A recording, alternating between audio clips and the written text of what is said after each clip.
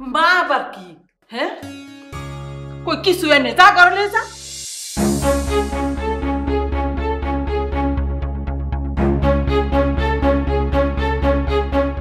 বাহানা কাম করতে দিছি বেহুশ হইয়া যায়। আর আমার মাইয়া টেহা চাইছে, টেহা দিছে না। আল্লাহ আল্লাহ, তুমি দেখো এই কুয়ারা বাজি বাইর করু। গট্টা মুচ্চা থয়ে গেছে না, আমিও বুঝতাম না।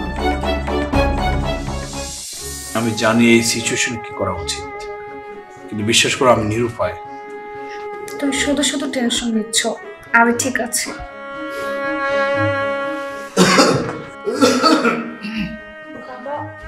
থাক থাক বৌমা, তোমার উঠতইব না, তুমি বিশ্রাম করো, বিশ্রাম করো। বাবা কিছু বলবা?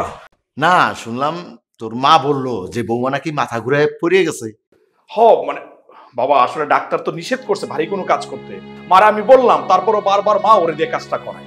আরে এই সময় টুকটাক একটু হয়, ওগুলা বাদ দে। শোন, তোর দুলাভাই আর তোর আফা আসতেছে, তুই এখনই যা 5 কেজি গরুর মাংস আর কেজি সাইজের কয়েকটা ইলিশ মাছ নিয়ে আয়।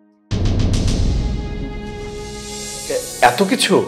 আরে এতদিন পর বড় জামাইটা আসতেছে, টেবিলের উপরে ভরা খাবার না থাকলে মান সম্মান থাকবো ক? আরে শোন, আত্মীয়তা রক্ষা করতে হইলে একটু করতে হয়। বাবা আত্মীয়দেরও কিন্তু বোঝা উচিত আমাদের অবস্থাটা।